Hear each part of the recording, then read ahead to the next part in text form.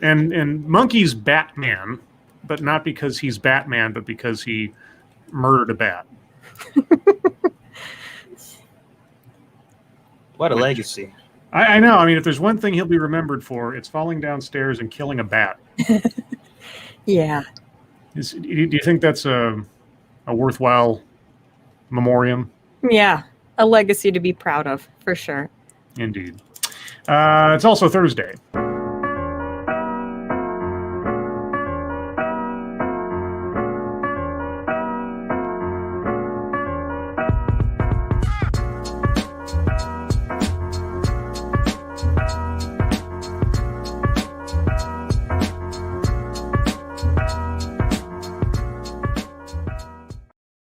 Hello, everyone, and welcome to the Lords of the Night. With me, as always, is the Lord of Pennies, Satsu 2 cents. Hello. And the Lord of the thing I always forget. It's me. What are you the Lord of again? Prose, I think. Was that it? Okay, because I think so. I remember because I was thinking it was Passion, but that's Eve. And I was going to say Putty Tats. Aw. But I know that wasn't the real one. Yeah. So, okay. The Lord of Prose, Chat Mort. Yay. Hello. And I'm your host, Scribe, like the Lord of Punishment. Hello, everyone. Hope you're all having a good Thursday thus far, a good week in the totality, and a Friday that won't be too stressful coming ahead.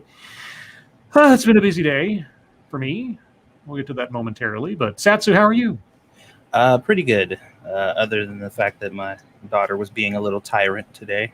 Mm-hmm. Because although those days come less and less often, you know, when they do come, I'm just like, God damn it. Because she do not let up.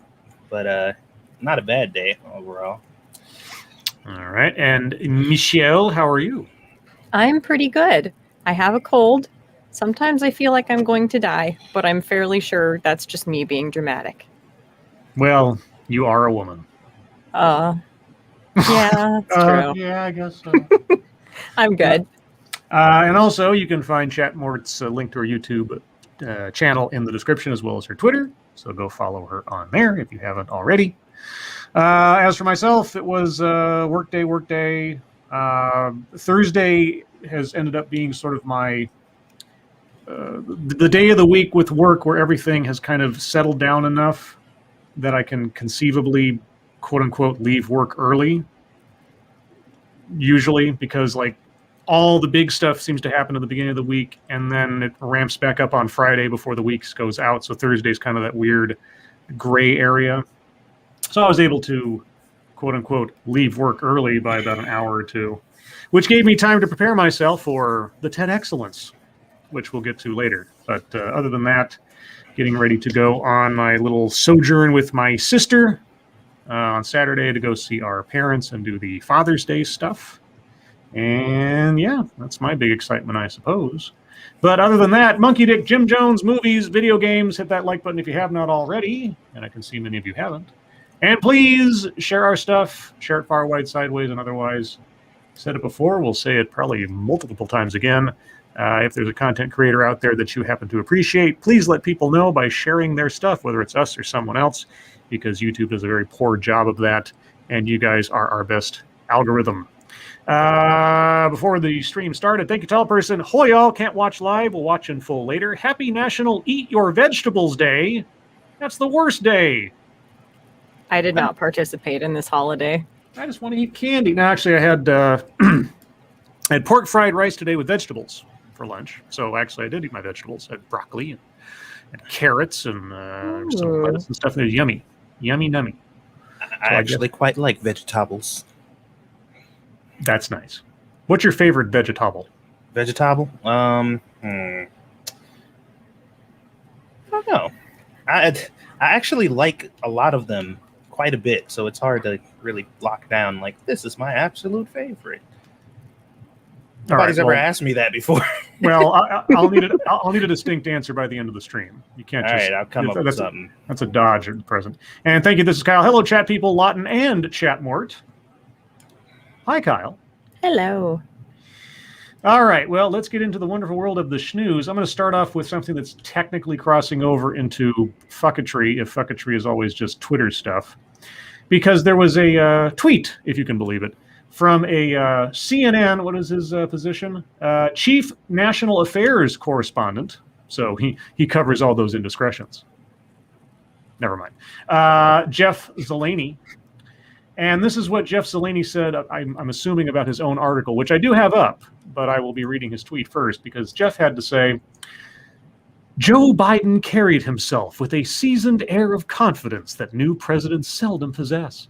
The Biden doctrine will be tested in the months ahead as the relationship he's crafting with Putin and other leaders develops.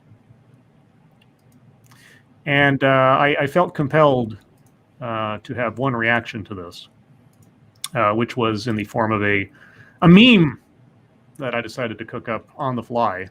No pun intended, but I'll take it. And it's this. Yes, I couldn't help but hear the passionate sounds of gurgling as I read that tweet. Yeah, the relationship he's crafting with Putin. You mean the evil dictator, the person who has not admitted to any of his crimes publicly, right in your face, live in front of the entire world, and you were just like, meh? You mean that dude? The one who Trump was working hand in hand with to do all the evils in America over the past year? That dude?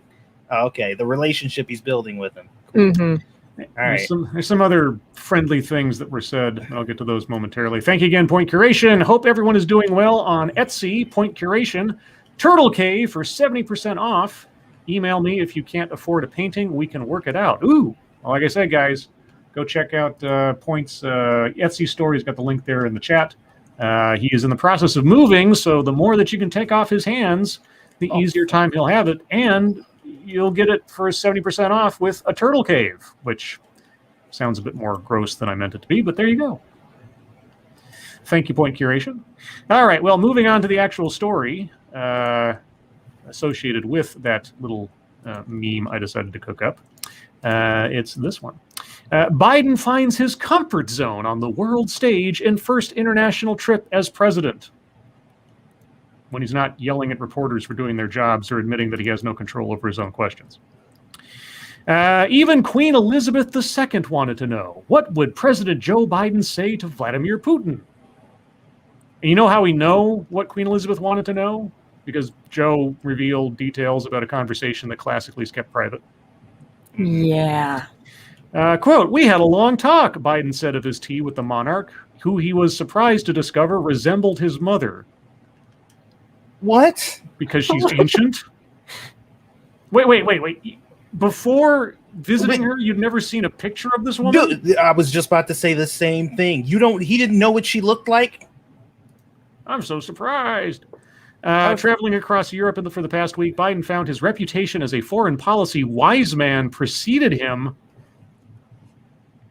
Okay, even at Windsor Castle, whose occupant has met her share of world leaders. Oh, wow, Joe Biden was just top of the pops, I guess. It was evident at nearly every stop along the way that after 5 months focused almost exclusively on pressing domestic concerns, executive orders, Biden was at last in his comfort zone. So wait, he's more comfortable away from his country? Okay. He carried himself with a seasoned air of confidence that new presidents seldom possess, a fluidity on the world stage that was among his biggest calling cards in his race for the White House. God damn, dude. His race for the White House was spent in his basement. Quote, I know we make foreign policy out to be this great, great skill, and somehow it's sort of like a secret code, Biden said. Quote, all foreign policy is an extension of personal relationships. It's the way human nature functions, unquote. You don't say. Okay. Tell us about your personal relationships with China or the Ukraine. Yet his premise will be tested in the coming months of his presidency as the Biden doctrine. Tested by who, exactly? Yeah, by the media? Because I doubt it. It comes into sharper view. Well, I would love it to come into any kind of view because I'm not quite sure what the Biden doctrine consists of yet. And the relationship he's crafting with Putin and other world leaders develops. His decision to open a dialogue with his Russian adversary will be subjected to considerable scrutiny, the outcome of which will help shape his presidency. By who? The media? Biden ran for president on a promise to repair frayed alliances, and he pledged to restore the United States to its standing in the world. He made clear that his optimism was not born out of naivete, bristling at the notion of his confidence when it came to changing Putin's conduct, but rather at the prospect of what can be achieved through democracy and diplomacy. Wait a second.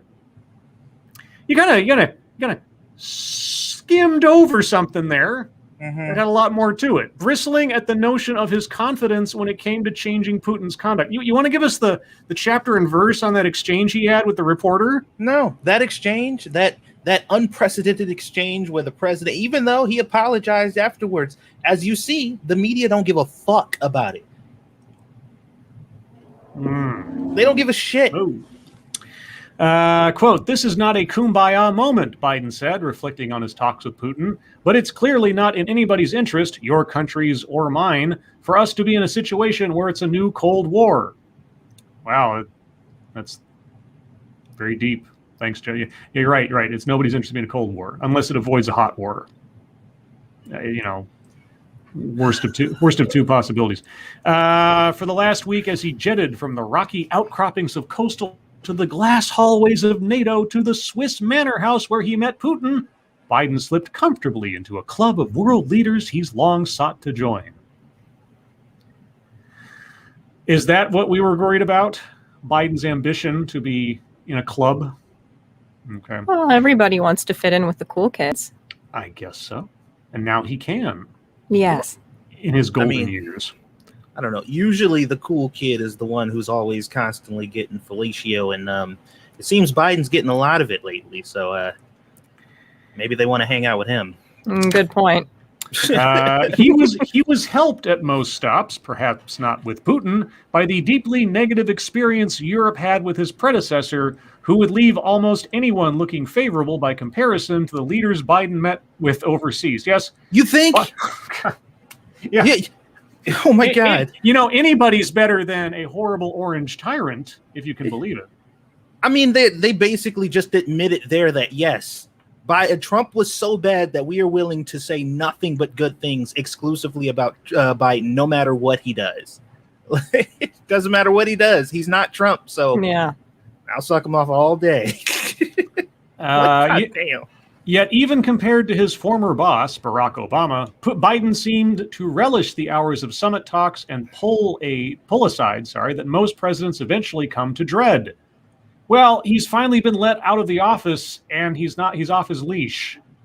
I mean, this is probably the most personable interaction he's had since he became president outside of the White House. Well, think about it. Both of the presidents mentioned, both Obama and Trump, had something to prove when they got into the office. The media was paying laser, focused attention on everything that they did because they were prepared for everything they did to be scrutinized.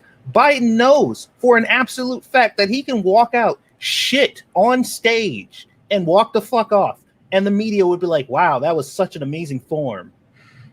Yeah. like he knows he can do that. So what the fuck he got to be worried about? Nothing. I just want to find out by the end of this, all this pomp and circumstance aside, what was accomplished. I mean, like substantively, irate bear, what has been accomplished in this? Not just him going and glad handing people and being Mr. Social, but, was something signed? Did something improve? Is there the possibility of something happening? Thank you again, Point Curation. Virtually everyone I work with and know in real life think the same. They still cry bad orange man, and the same people think Trump derangement syndrome isn't a real thing. Well, if you don't think it's a real thing, at least in CNN's world, they cannot stop writing stories about the relevance of Donald Trump at this stage of the game. The whole Josh Hawley thing kind of fell by the wayside. Marjorie Taylor Greene doesn't even last more than a day or two now. So they got nowhere else to go to cook up a villain for people to click on. He should run for Speaker of the House. I think it'd be hilarious. He really should. Let's see. Quote, "We have gotten a lot of business done on this trip," Biden said, with an air of satisfaction at the early bonds he formed on the first international trip of his presidency. Oh, Oh. The results of that particular brand of diplomacy were easier to detect during Biden's stops at the G7 and NATO, where Western leaders were eager to welcome him to their ranks, than with Putin, with whom he said he ran out of things to talk about after 2 hours. Wait, you ran out of things to talk to Vladimir Putin about in 2 hours? Yeah. Super productive, by the way. It was extra productive. He's cultivating his relationship. You didn't talk about, the constant military pokings that their Air Force has done over international or war games waters. You didn't talk to him about all the cybersecurity stuff. You didn't talk to him about, I don't know, Crimea or the Ukraine or the seemingly coincidental constant either arrests and or deaths of his political opponents. Really? That filled up 2 hours, or did you get through all that 2 hours? Because he basically asked him if he did it. Putin was like, "Nah, I ain't do that shit," and he was like, "All right." And that's how that fucking conversation went. Yeah, and sometimes you really intend to talk to somebody about something, and it just doesn't come up, or the mood just isn't right. Maybe on his next visit. Yeah, maybe on the next visit to the evil dictator who's been controlling and puppeting the fucking U.S. for the past 5 years, according to CNN. Yes. But, whatevs. Thank you, Point Curation. Trump equals Goldstein, and people love the daily 2 minutes. I don't know what that means. 2 minutes something. I don't know. It's a reference to something, as people in the chat apparently recognize it. I don't know is it a TV show or something? I don't know. But thank you, Point. I'm sure somebody else will understand, or I need an explanation, because I'm just an old man at this point. What do I know? Let's see. President Biden is an experienced statesman, Putin said through a translator at his hour-long press conference following their summit. And in this, he is very different from President Trump, unquote. Uh-huh. Yeah. Yeah, indeed, yes. Biden is a lifelong politician, and Trump was a game show host. It's not a far stretch to compare them as being different. In reality, Biden's meeting with Putin may have amounted to the least consequential encounter on his agenda in Europe this week. Well, no shit. You're not kidding me. The ultimate outcome evolves more around the decisions that Putin chooses to make, but it will test whether Biden can do what eluded his 4 predecessors in the Oval Office and stabilize relations with Russia. Somehow, I doubt it. If Barack Obama couldn't do it, your 4 predecessors, so Trump, Obama, Bush, and Clinton. Yeah, I think if they couldn't do it and Putin's still in charge, Biden doesn't have a chance. Dude, Putin's been paying more than probably anybody else extra close attention to how Biden has dealt with and talked about world leaders. He know Biden is his bitch. Like, he knows that for a fact. He's just like, what the fuck he gonna do? Mike Savage, 2 minutes of hate, 1984. Okay. Truth be told, I've never read 1984. I saw the movie like once 30 years ago now or something. The closest I ever got to reading something like 1984 was the book We by Yevgeny Zamyatin back in high school, which is kind of the Russian version of 1984. So if I didn't get a 1984 reference, that wasn't something that was like ridiculously famous. That's why. Thank you, Point Curation. Oh God, am I engaging in newspeak? LOL. Fuck my life. Well, technically, yes, in the sense that I have no idea what you're talking about, but it's very special. But then I could say that about any TEDx I watch too. Snow Pilot. Wait, the English major hasn't read 1984? It's true. It's true. The English major has not read 1984. But I read Moby Dick. I know. I read Moby Dick. Let's see what else. I read Shakespeare. I read The Crucible. I read The Sound and the Fury. I read The Scarlet Letter. I read multitudes of poetry and prose and short stories and a whole bunch of stuff and a bunch of other novels that aren't 1984. It's true. So, yeah. Being an English major does not mean you've read every book under the sun. A heightened focus on China. At his earlier sessions, Biden forced China onto the agenda. I'm sure it was a really, really tough door to open, all things considered, even when his European interlocutors seemed resistant. Steering the conversation towards the rising threat of China may well be the most tangible outcome of the past week. Wait. The most tangible outcome of the past week was steering the conversation towards the rising threat of China. You mean the same China that's been pretty much the center of the conversation since COVID started? While Russia presents a major threat to the United States, it is still China that Biden and his aides believe is a more serious adversary. Yeah, because he seemed really supportive of China during the whole coronavirus thing, so I find that a little difficult to believe. In heated talks at the G7, I wonder what a heated talk looks like, Biden grew forceful in his demands that the world's democracies speak out against human rights abuses. Yeah. Okay, well, okay, and I don't know off the top of my head, what has, and it might be a rhetorical question, what has the Biden administration said regarding the Uyghur camps in China? Like official statements, not just like rhetoric. Like what is their official stance on that? The only thing I can remember Mhm. is him making kind of a statement. I think he was questioned on like that situation, and then he decided instead of answering the question to say some really complimentary shit about China and what they're trying to do and their image that they're trying to keep and shit. And everybody was like, "What?" That's the only thing I can remember him saying. Yeah, I'd like if somebody knows or can refer me to something in regards to that, I'd be curious. He got pushback from some of the group, including the German Chancellor and Italian Prime Minister, whose countries and economies are more intertwined with Beijing. But eventually they signed onto a joint statement that called out China's forced labor practices and agreed to an infrastructure initiative meant to rival Beijing's Belt and Road, though without any specific financial commitments. So it was an empty gesture. Okay.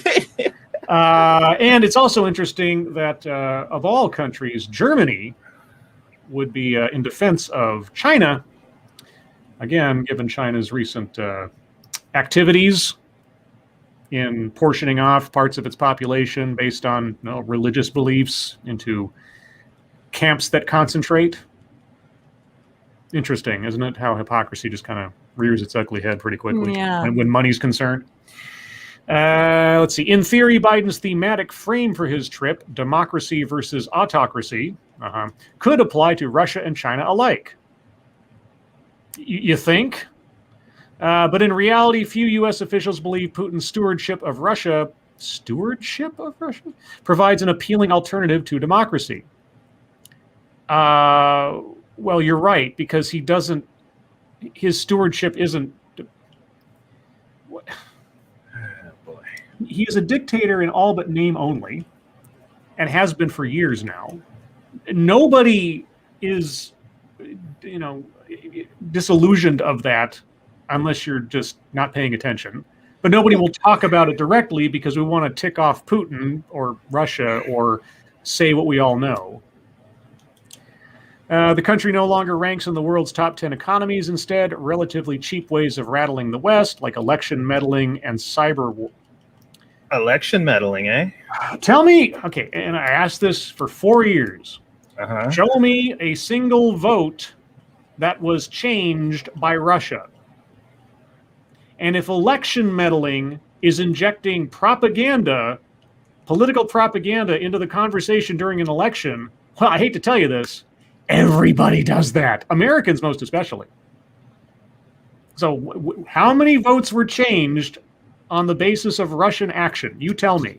The answer is 0, because the narrative right now is elections can't be meddled in. They're foolproof and perfect, and nothing ever goes wrong. And only right-wing racists think that they can. So I'm a little confused as to how that's a question when only right-wing racists think that elections can be meddled in to begin with. Yeah, and cyber war indicates some kind of conflict, whereas what we've seen so far is, hey, big company, we've got your stuff locked down. Okay, here's millions of dollars. Let us go, please.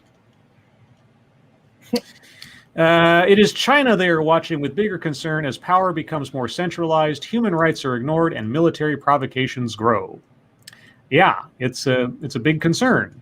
But apparently Germany and Italy, which, if you think about past relationships between those two countries, and again, what's going on in China, it's all very interesting, isn't it? Very fascinating. Anyway, I'm going to move on from this because I don't know if I can take more stroking of Joe Biden.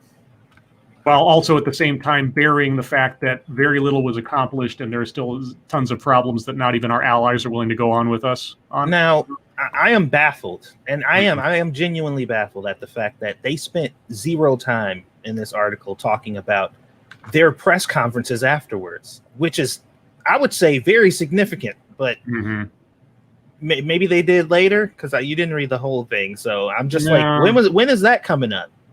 Now, as far as I could tell, the only mention of that, even offhandedly, was just that one comment above where he glossed over everything. Huh. I take it back. As he departed Europe on Wednesday evening, Biden found he had more to say even after holding a lengthy press conference by his standards. Yeah. Walking to reporters waiting by Air Force One, Biden initially offered an apology to CNN's Caitlin Collins, who he chastised for a question about Putin. Yeah, and he probably only apologized because his aides told him to. But he did not apologize for approaching the world pragmatically and openly. Oh, my God. Oh, for crying out loud. Good Lord, man. That knee pad meme I put up is more on point than I imagined. How are they not embarrassed? As an actual journalist, how are you not embarrassed by this? Instead, he described an approach rooted in offering his time and attention to leaders who, like him, are politicians at heart. Quote, I found it matters to almost every world leader, no matter where they're from, how they're perceived, their standing in the world, Biden said before boarding his plane in Washington. It matters to them. Oh, really? People who scrape and claw their way to the top of their political power care about their image and perception. You don't say. Golly gee, Joe. Got any more nuggets of just wisdom for us? So if they care about their image and how they're perceived, Joe, are you willing to leverage that against, say, I don't know, Germany and Italy for pushing back against chastising China, who is practicing the very things that their countries unfortunately have a historical problem with? That's what I would have pointed out, even if I had to do it in private. You willing to do that? To get something done? To hold them? I mean, it's one of those instances where I can say, holding someone accountable actually makes sense in this instance, as we're talking about statecraft and sovereign nations and history that is not that far back for most people to remember or reference. But, oh well, opportunity lost, maybe. Moving on to the wonderful world of the Supreme Court. Why 20 million Americans are cheering? I don't know. Is there going to be a new season of Friends coming out? Don't you know Friends is too white, man? No. After the Affordable Care Act passed in 2010, a 27-year-old man stopped me on the street in Chicago and doffed his baseball cap to reveal his hairless head. I need Rogaine. What? Okay. So wait, who is this again? Sorry, I don't know who the author is. David Axelrod. Okay. Okay. Okay. So, a 27-year-old man. Okay. Quote, I didn't feel well for a while, but didn't have insurance, so I didn't go to the doctor, he told me. I got coverage through Obamacare and finally went. Turns out I had non-Hodgkin's lymphoma, but they caught it in time. I feel like that law saved my life, unquote. So, what would you end up paying? I'm just honestly curious. Like, what difference did it make? Thank you, Piccolo. So, who is going to be the 2021 Franz Ferdinand? Oh, Lord. Okay, all sort of cynical joking aside, I hope that does not take place. It's not something I'm looking for, but man, it's reading that story. It's just like, oh, by the way, Germany and Italy kind of didn't want to push back against China. Like, oh, that bugs me. Anyway, okay. So the law passing inspired you to finally go to the doctor. And again, what effect did that have?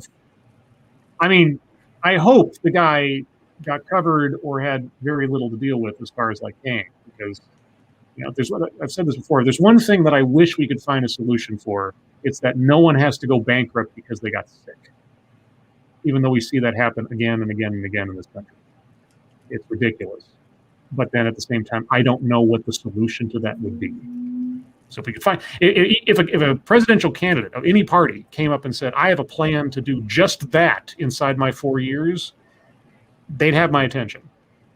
Yeah, as long as they actually have a plan. Yeah, as long as they have a plan or something that could at least be put into motion in some way, shape, or form, I'd appreciate it. Having 2020, oh, sorry. Go ahead. I was about to say in 2020, having a plan or, having a plan meant you just had a plan to have a plan. Like, I have a plan to eventually have a plan. And everybody's like, oh, God, you're my hero. I'm voting for you. The Green New Deal. Having grappled myself with an unnavigable health care insurance system as the young father of a child with a chronic illness, I have been overcome thinking about this young man and others who have escaped my nightmare as a result of the ACA. So on Thursday, I breathed a sigh of relief when the U.S. Supreme Court dismissed a lawsuit filed by Republican-led states and backed by the former Trump administration asking the court to invalidate the ACA. Even on procedural grounds, the 7-2 majority included 2 Trump appointees to the high court. Wait, I said this earlier on Twitter. I was told that the weighted court was going to destroy every Democratic or liberal policy that ever existed forever. Yeah, that was the fear. That was the fear mongering when we were specifically told about the people that Trump put in the office. They said they are going to systematically dismantle everything good, and the whole fucking world, the democracy was going to crumble right before our eyes. So when is it happening? 2 Trump appointees, Justices Brett Kavanaugh, oh my God, and Amy Coney Barrett, oh no, which made it all the more impactful. Okay. After all, destroying the law became an obsession for former President Donald Trump and the right, principally, I suspect, because Obamacare, as the ACA became known, was considered a signature accomplishment of his predecessor and my old boss, former President Barack Obama. From the beginning, opponents of the ACA peddled false narratives about death panels and socialized medicine to try and stop it. Yeah, I remember those. I remember Sarah Palin talking about death panels. Yeah, truth be told, the right at that time went absolute wingnut in their pushback against it. Even if they had good points, they cloaked it in such ridiculous hyperbole that no one could take it that seriously. Unfortunately enough, when shit ridiculous like that gets said, back then, people didn't really take it all that seriously. But now we live in a new age now. Trump branded it a total disaster, pressuring Congress to dismantle it without offering any plausible substitute. And that was the other part that was always a weak sauce to me. It's like, okay, well, now that this thing is in place, you want to get rid of it. What takes up the slack after it's gone? Because whether you like it or not, it's created a thing that is going to cause a whole lot more damage taking it away if you don't have something that's at least going to soften the fall. Yeah, they need to have something to replace it, obviously. And that's what we were talking about back then. It's like Trump's like, I want to get rid of this thing. I'm like, well, I hope you got a fucking backup plan. Yeah, I mean, having a non-perfect plan that attempts to help people, and in a lot of cases does help some people, if you yank that away, the only argument you have for doing so really is to say, I've got an alternative that at least reaches the same level of benefit or more. And they never had that. They kept saying they wanted to repeal and replace, but it was always the replace part that never got explained. Yet the law has not only survived serial court challenges and a relentless disinformation campaign, but a full legislative assault from Trump and the Republicans in Congress and numerous administrative decisions aimed at weakening it. Well, here's the other thing too, David.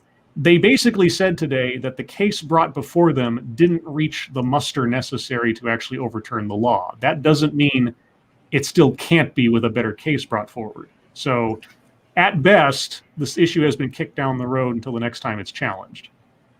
This does not make the ACA written in stone now. It just makes sure that it just ensures that it's not going to be overturned today.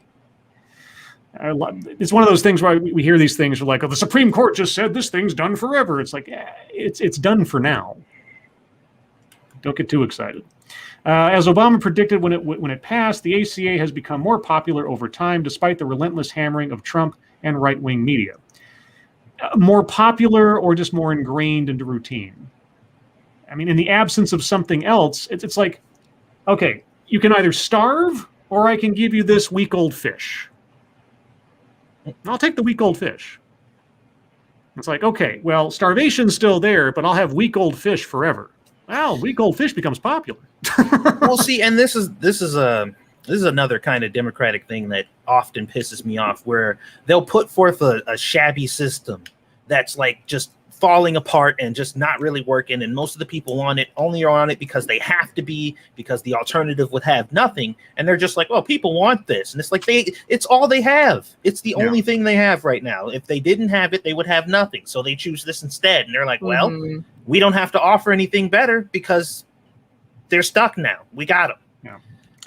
And the Obamacare thing is kind of a misnomer, because it was, if I remember correctly, you know how the phrase "the Big Bang" now means like the beginning of the universe.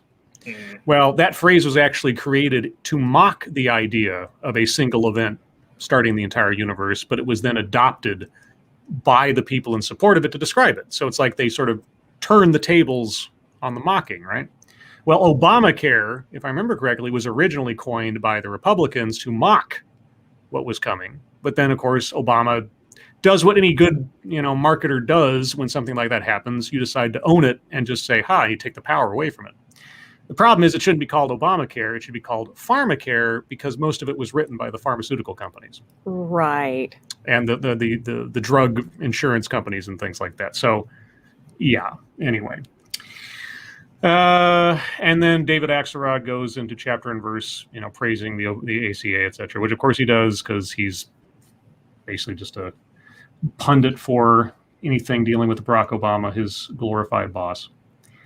So there you go. And again, if anybody says the ACA is set in stone now, it can't be challenged again, nonsense. This one case, the Supreme Court found enough fault with, or not, compelling enough to continue with. That's it. It doesn't mean it's the end of anything. But at the same time, the politicians, repeal and replace. Replace with what? You don't have a two-step process without a second step. So, let's see. Should I do anything else, or should we move on? I think I'm going to move on to the wonderful world of MSS News, because I've already gone over time, which is kind of a tradition at this point. So, everyone, if you have news stories you'd like us to read on the air, please send them to us via Twitter using the hashtag MSS News. Can't promise to get to them all, but I'll get to a few.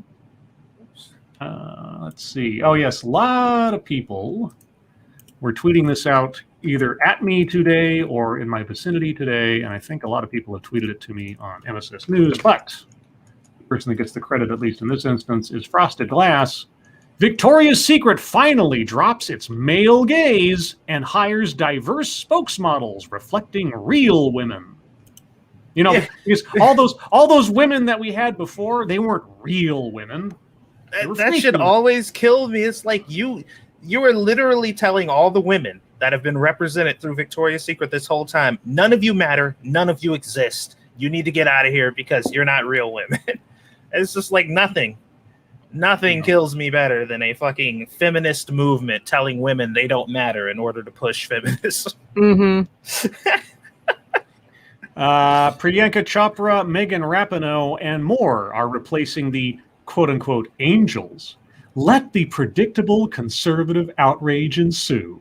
Now, you're just chomping at the bit for that, aren't you? It's like, this'll show them. Dude, they are begging for it. This'll show them. Yeah, we're going to put these people up as real women and say that anybody that looked like the previous women aren't real and actually don't matter and, are impossible to... It's impossible to achieve that level of femininity except all the women that we hired to do it all the time or something. As frequent self-appointed cultural critics. If there's one thing men on the internet can't stand... tell me about what men can't stand, Kylie. It's women they're not attracted to being visible in any way. Wait, if there's one thing men on the internet can't stand, it's women they're not attracted to being visible in any way. So there are no men attracted to Priyanka Chopra. There are no men attracted to Megan Rapinoe. Of course, Megan Rapinoe doesn't care about being attracted to men because, well, she's gay. So the latest object of their outrage is Victoria's Secret. Once catered entirely to straight male wish fulfillment. Entirely, huh?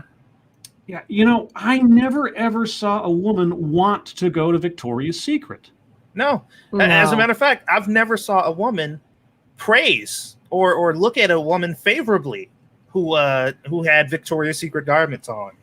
Like never. It's only been exclusively. As a matter of fact, the entire business is completely held up by men alone.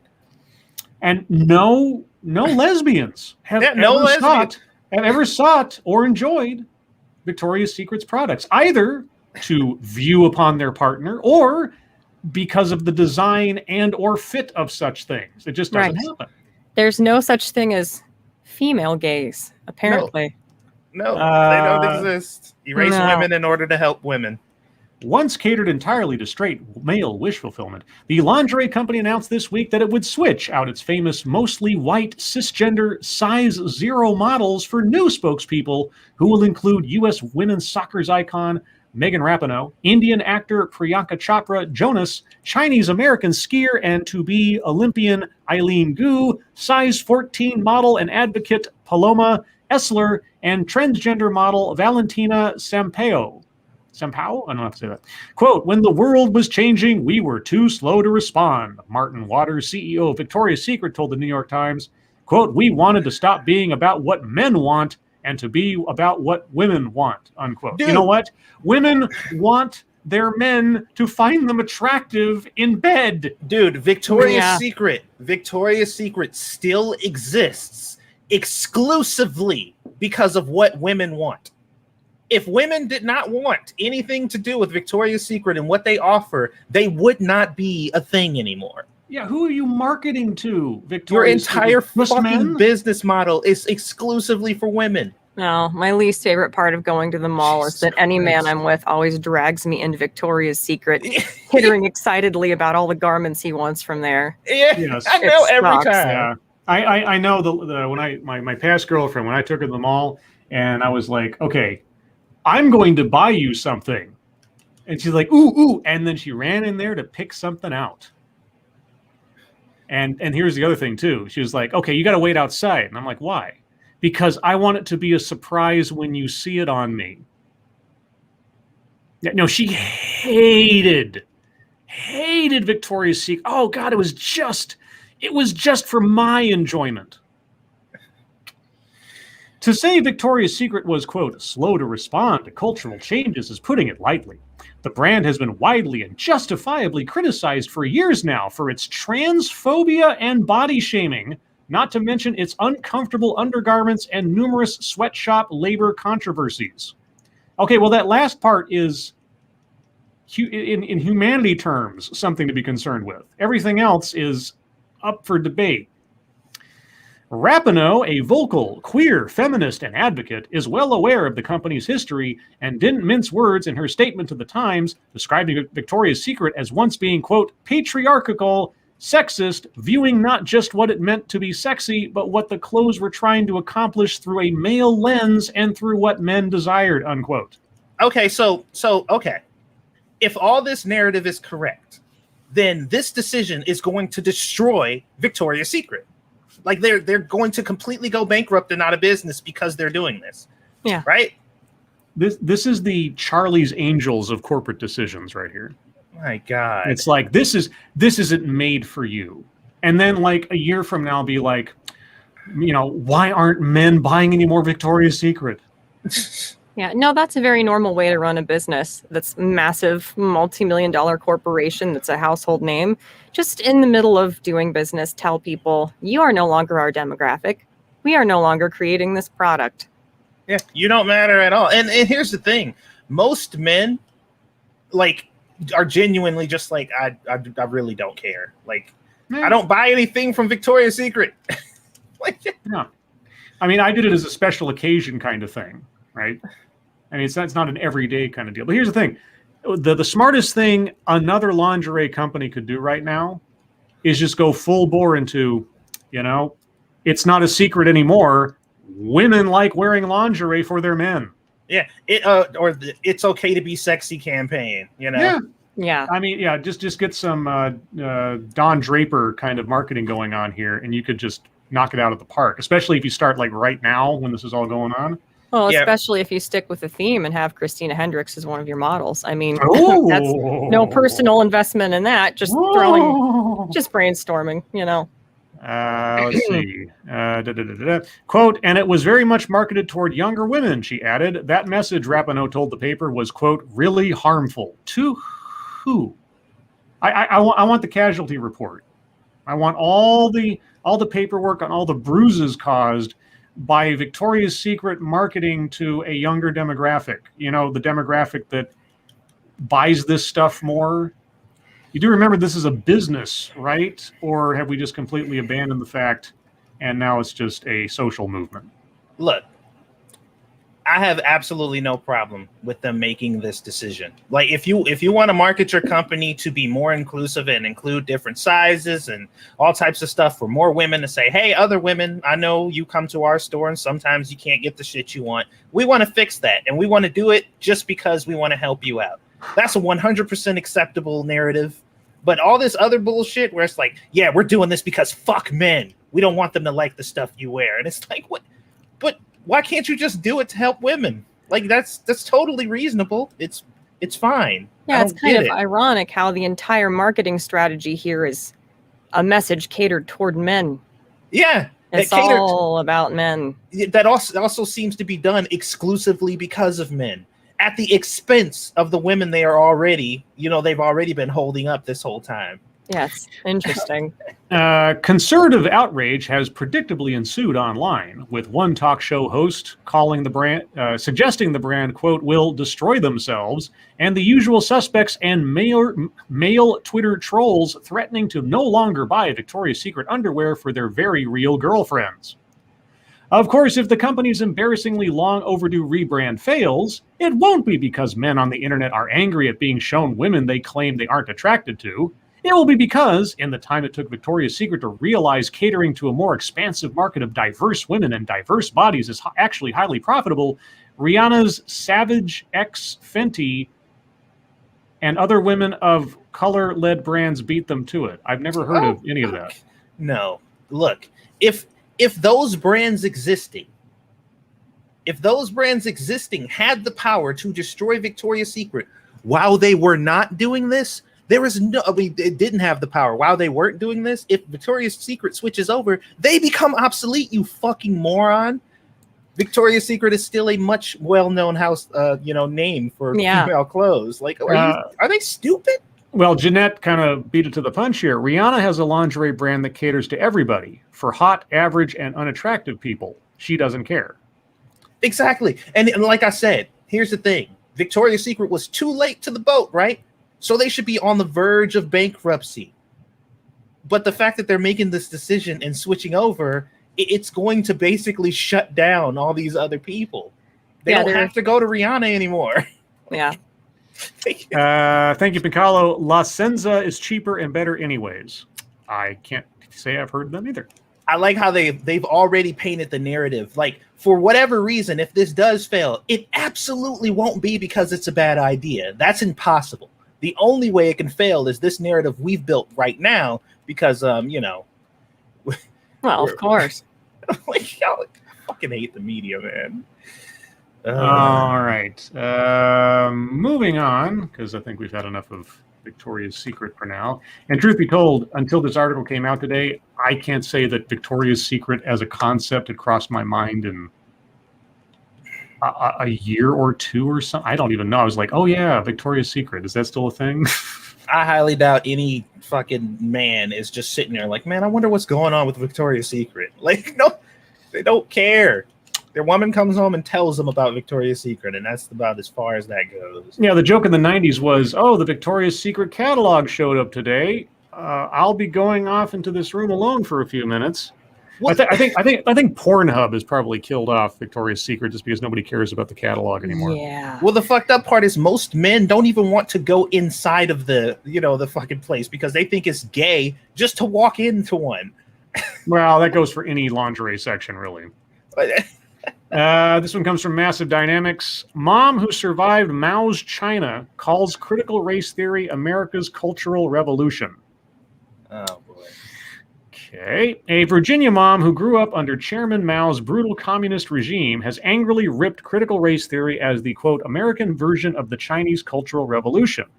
Quote, critical race theory has its roots in cultural Marxism. It should have no place in our schools, unquote. G. Van Fleet said cheers and applause at a Tuesday meeting at the Progressive Loudoun County School Board. Quote, you are now training our children to be social justice warriors and to loathe our country and our history, unquote. She told the meeting of the district already bitterly divided for pushing the policy that critics accuse of itself being racist. Quote, growing up in Mao's China, all of this seems very familiar, insisted the mom, who finally fled China when she was 26. Quote, the communist regime used the same critical theory to divide people. The only difference is they use class instead of race, she said. Well, given how often I am hearing, and especially in TEDx today as well, people conjoining race and class together as inseparable, Yeah, it is really effectively the same thing. exactly. But we're being told by people constantly that no, it's not a problem. It's totally fine. It's just not what you think it is, whatever that is. The mom, whose son graduated from Loudoun High School, in 2015, compared the current division in the U.S. to her experience growing up under Mao Zedong, one of the most brutal rulers in history until his death in 1979. She recalled seeing, quote, students and teachers turn against each other, unquote, and school names being changed, quote, to be politically correct, unquote, as they were, quote, taught to denounce our heritage. Quote, the Red Guards destroyed anything that is not communist, statues, books, and anything else, she said. Quote, we were also encouraged to report on each other, just like the Student Equity Ambassador Program and the bias reporting system, unquote. Dude, 1-to-1. It is a 1-to-1 comparison. It's fucking crazy. Let's see. She said of systems that other parents have sued over. Van Fleet told Fox News on Wednesday that she initially planned to say more, but was forced to cut her speech to a minute. Well, if those are the rules. Quote, to me and to a lot of Chinese, it is heartbreaking that we escaped communism and now we experience communism here, unquote. She told Fox of her strong feelings against the progressive agenda. Ian Pryor, the father of 2 students attending Loudoun schools, said Van Fleet's remarks, quote, should serve as a stark warning, unquote. I think for a while now, school systems have really put this stuff in the schools right under our very noses, and we just weren't aware, he told Fox, saying parents were, quote, trusting the school system to do the job, unquote. And that is really one of the biggest problems, that you have well-meaning parents sort of assuming, sometimes incorrectly, unfortunately, that teachers are just teaching, that they're not preaching. But as I've seen again and again and again, and even today, that the time in which the teachers have been allowed to believe themselves to be something more than mere educators, they've taken that slack and run with it. They see themselves more as gurus now than they do as just educators, and that's really the danger. I've seen it like in the TEDx today, a few weeks back when I looked at that one thing and the teacher was talking about how she frames her entire educational process around one book, which is was some cheap self-help book that she decided was her Bible, on and on and on. It's really creepy. And when you hear the teachers talk about their role in activating their students, you almost never, ever hear parents mentioned as part of the process. And when you try to distance someone from their family in order to bring them into your way of thinking, there's a term for organizations that do that. Yeah. Well, I mean, it is funny that we can have somebody who lived in that type of environment tell you, like, yeah, I am looking at this play out exactly how it did there. And the liberal response would be, well, what the fuck does she know? Like, how would she know? We're living in the real deal right now. She doesn't understand real oppression because what we deal with every day is real oppression. Like, fuck that bitch. Yeah, she may have lived under an actual dictator, but we pretend we have one. That's much worse. Right. Yeah. Are they going to listen to this woman of color who has gone through harrowing things? Are they going to elevate her experiences, as they say is so important to them? Or are they going to treat people the way they do when somebody on Twitter says, my grandparents or my family members escaped Venezuela and weren't murdered, and the leftists on Twitter say, well, that sucks that they didn't get gotten. Let's see. This one comes from Little David. I keep hearing about insects lately. Dead murder hornet found in Marysville, a first for county. I remember the image I have in my head is like there was like some pest control people in like super duper space age like beekeeper outfits last year or the year before, and they were like doing some crazy stuff to a tree to try to capture the murder hornet nest. Marysville. Okay, at least one so-called murder hornet made its way to Snohomish County. Snohomish. A resident reported finding the dead Asian giant hornet on a lawn near Marysville on June 4th, according to the Washington State Department of Agriculture. It's the first one spotted this year and this far south. It could also be from last season. Okay. Entomologists retrieved the hornet on June 8th. It was a, quote, dry, crispy, unquote, male. Oh. One way of putting it, and had different coloring than other specimens, said Sven Spekiger, managing entomologist for the State Department of Agriculture. Like its counterparts, this one had the same signature large orange-yellow head with its terrifying mandibles, but it didn't have the same yellow stripes on its abdomen. Genetic testing showed the hornet was unrelated to those sighted in Whatcom County in British Columbia in 2019 and 2020, Spikiger said at a news conference Wednesday morning. That means this hornet found its own way to Washington. Well, it's a smart little bugger that is dead. But Spikiger said, quote, I want to clarify that a single dead specimen does not indicate a population, unquote. So far, there's no evidence of a nest in Snohomish County. Spikinger said he couldn't speculate on where the hornet is from or how it got here. When it comes to genetics, there isn't enough data globally to confidently connect the specimen to an origin. Okay. So, there it is. Looks all dusty. I still feel bad for him. I would not like to be described as dry and crispy in an article. A dry, crispy male. Yeah. Put a little salt on it, man. It'd be all right. A little salt on it, yeah.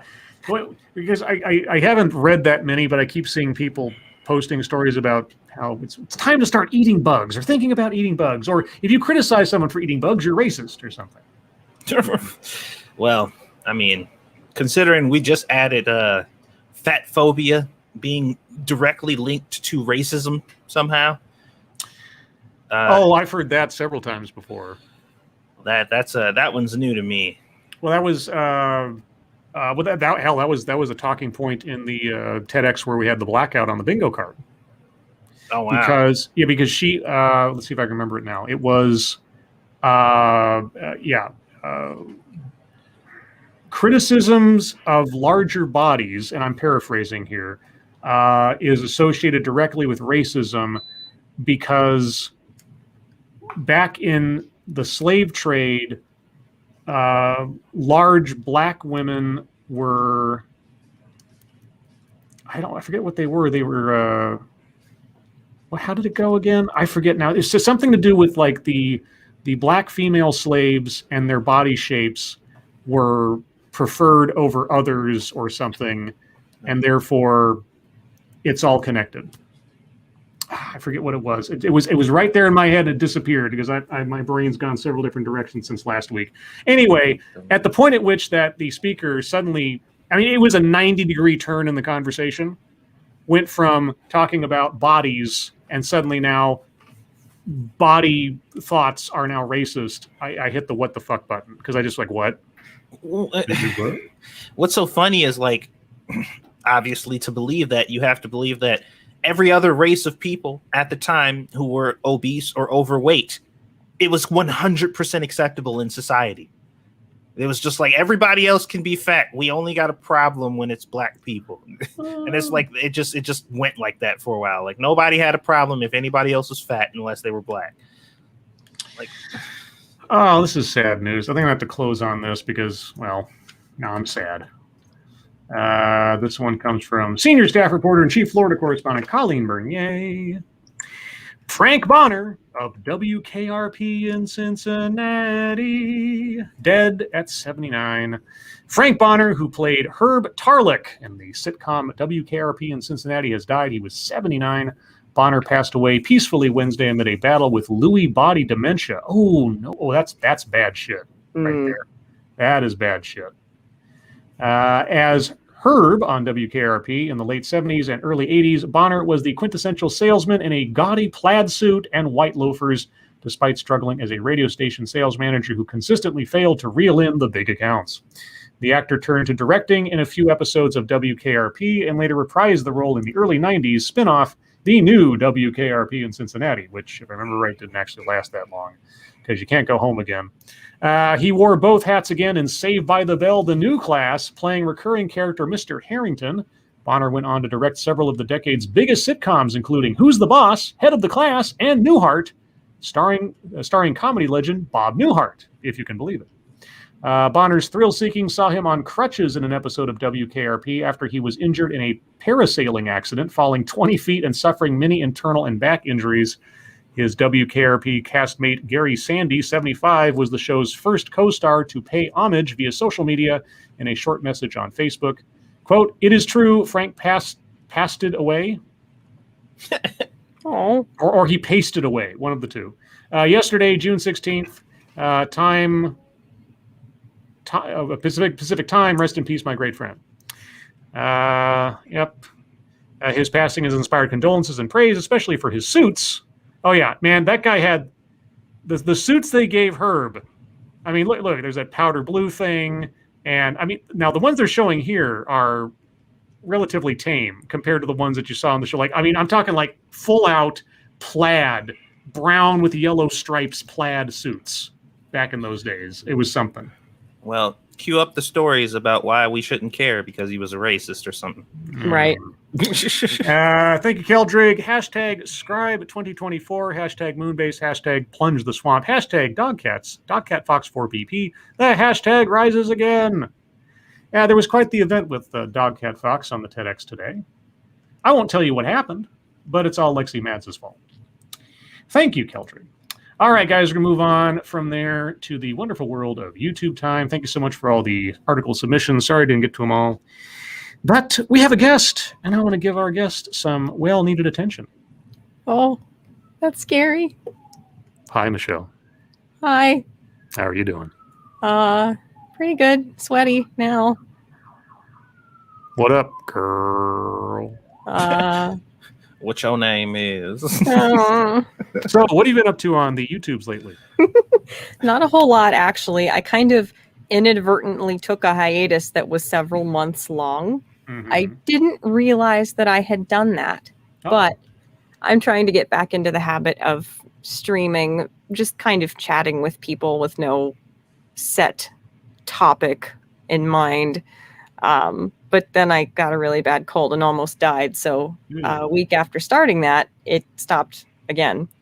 But I plan to get back into it a little bit more, but it's been pretty quiet on my end. Mm-hmm. And how are the Putty Tats? They are very good. They're all very happy. That is good. A happy Putty Tat is a happy Putty Tat. Yes. Satsu, what have you been up to? Well, I was my plan was to finish my 7 days video today, but Squishy ended up getting off of work. Whoops.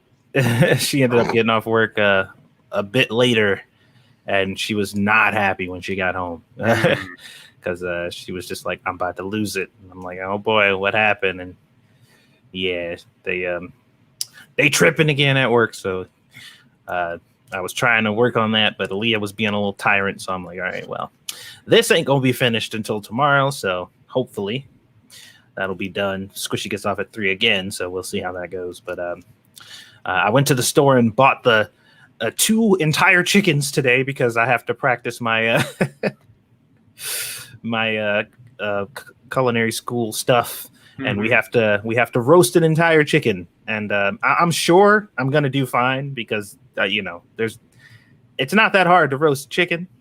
No offense to people who have trouble roasting chickens. But, I called my friend who lives nearby, and I'm like, hey, would your family like to have an entire chicken for dinner?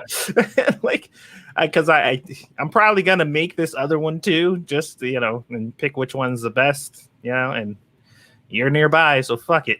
We homies, so we'll see how that goes. But if not, the first one will be just a chicken dinner, and then the other one will probably be like a chicken noodle soup. Because nothing is better than making chicken noodle soup out of a whole chicken. Like, that shit's just great. Oh, Yeah. it's so fucking great. I Sounds love yummy. it. It is amazing. So that'll be fun. Otherwise, I started. I was dancing around the idea of starting a Patreon for my cooking channel, Mm-hmm. and I set it up, and I was like, we'll revisit this in a little bit, because I'm like, I don't know. I still need to like figure out what kind of incentives and stuff. Yeah. Yeah. I mean, like, early video access and that kind of thing is usually the boilerplate, but in a cooking thing, I know I want to do like I'm probably gonna do like Patreon only streams and stuff like that. mm-hmm. And a bit more vlog style stuff. But outside of that, I'm just thinking. I found out that Patreon has their own merch system now.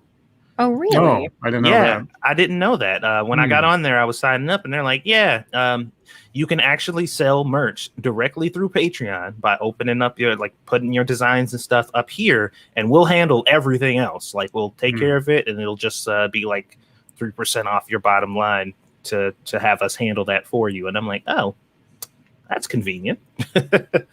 So, just dancing around that topic. But I looked at just for kicks, I went to OnlyFans, and I was just like, I wonder how it is set up over here. And I'm just like, you know what? I'm not even bothering with this shit. Like, nope, not doing it. So that's what I've been up to. All right. And on that note, I just want to note, I didn't mention on the TED Excellence, but I did attempt today to start the process, the relatively simple process of making a TED Excellence mug for my Teespring store.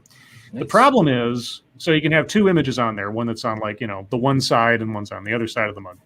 And my first thought was, okay, I'll put the TED Excellence logo on one and put a example bingo card on the other. Well, the TEDx logo looks great.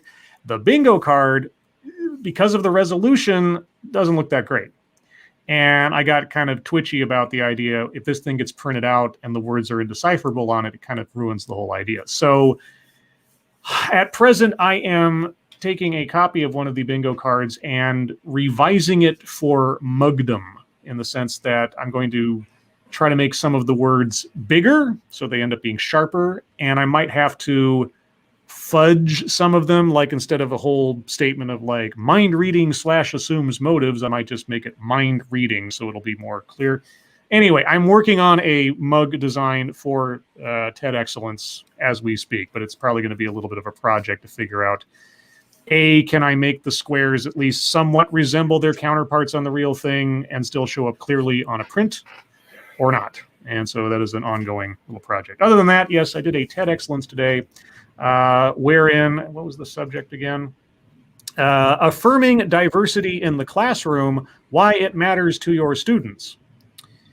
And it started out kind of promising, because the speaker opened up with some sentiments and some statements that made me go, breath of fresh air.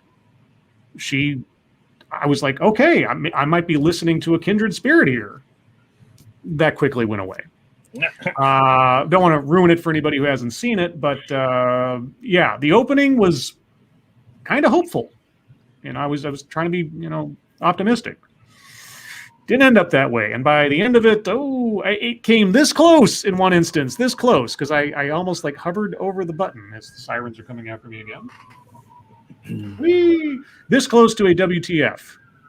But it was just, I was like, okay, that is a crazy thing to say, but it's not, it just comes up to the edge. So without giving away anything else about the results of the TED Excellence, it is there for you to watch if you'd like.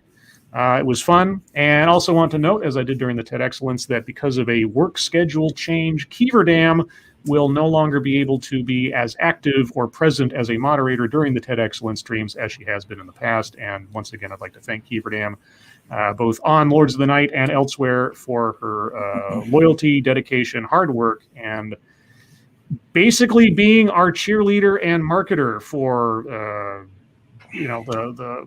our merch stores and our other channels or events or Streamlabs and on and on and on. All you guys that do that stuff, thank you so much. But highlighting Keeverdam here. So if you have an opportunity during the course of the show, please give Keeverdam some love in the chat. The consensual, legal kind of love. That's what? Okay. What? What? Who? What? Where? Why? How? Nothing. Otherwise, I intend Sunday, granted I'm not completely tuckered out from my activities on Saturday, to do a Sunday stream looking at least the first portion or so of a Amazon Zoom call, webinar, something, where they talk about their corporate affinity groups, because I'll be curious to find out how those work, because I like to keep informed, I guess. Beyond that, I think that's all the YouTube stuff I have to talk about. Oh, but tonight's theme, Mega Man 2. I had actually done a Mega Man theme type thumbnail many, many years ago now, like at least 3 or 4, for Lords of the Night, but I decided to do a different one. That was for Mega Man 3, technically. But so I come up with a new one and gave almost everybody a new Mega Man name, except for Sinatra, because as try as I might, I could not come up with anything better than Stroke Man. Yeah. I like that a lot. Yeah, so there you go. That's where that came from. The biggest challenge, as with so many other things, was finding the correct font to match up with the actual font that's used in Mega Man on the select screen. It was more difficult than you might imagine, because it's like put in Mega Man 2 font, and there's actually something called Mega Man 2 font. And I was like, great. And then I looked at the actual letter characters, and they didn't match. I was like, what? And it was just a slight variance, just enough where it was like the shape of the letter P was this way, and it was just like, no, I was such a stickler. I had to find the exact right one, and I eventually did. So thankfully. JB says, Mega Man and my avatar are beefing. It do look like my avatar about to fuck him up. Yeah, I know, right? Yeah, I thought it was funny. I wasn't sure how that would show up with the 3 of us on here, so that was kind of cool, though. It's like, yeah, so Chef Man is about to take on Mega Man. Yeah, try me, Mega Man. You shoot lemons, I shoot pennies. But there was a question that was on Twitter before the show started, and that is, if we were Mega Man villains, what would our signature weapon be once Mega Man acquired it? Because each robot had its own thing. Like Tree Man had Leaf Shield, and Bubble Man had Bubble Lead or something. And so there was something that was a specific thing. So what would be your theme, Satsu? I have an idea, but what would yours be? I mean, the only thing that comes to mind is like he would acquire cooking skills, but not like like just the ability to cook. It'd be like some Kirby shit, because there's actually a Chef Hat Kirby that kills shit with food or whatever. So it'd be something along those lines, I would think. Oh, I'm thinking like the Penny Pulse or something. Oh yeah, just he just flicking pennies at people at fucking Sonic speed. Yeah, exactly, dude. That'd be awesome. Nichelle, what would your special cat lady power be? Is kittens as projectiles too on the nose? I don't know. How's your aim? But or like you gain cat claws or something. I like that. That. That's a little less me. Let's see. As for myself, mine, I've made myself TEDx man. So I'm guessing it'd be something like either WTF power or bingo power or something, or just like mind melt rhetoric. Like just a little animation of like words coming out of my mouth, and then like the other person like gets stunned for a minute or 3. Yeah. Oh my god. Like that. Anyway, instead of fucketry, I thought, as has been requested many times, and maybe is just a little send-off for Kiever Dam, so to speak, we do a Mad Lib. Or 3, depending on how much time we have. Yay. So, let's see. I found a site I haven't been to before for Mad Libs, so we'll try one out and see how good it is. Chat, this is what I will need from you. It's a relatively short list. So what I need is an animal and a person. I'm only keeping it to 2 because, again, this is a very short Mad Lib. We'll see how the quality is. So in the chat, put in your recommendations for an animal and a person. Put them in separate chat messages. Be sure to tag it with what it is you're suggesting so I can see it when I get to that point. But first, ladies first. Michelle, I need an adjective. Oh.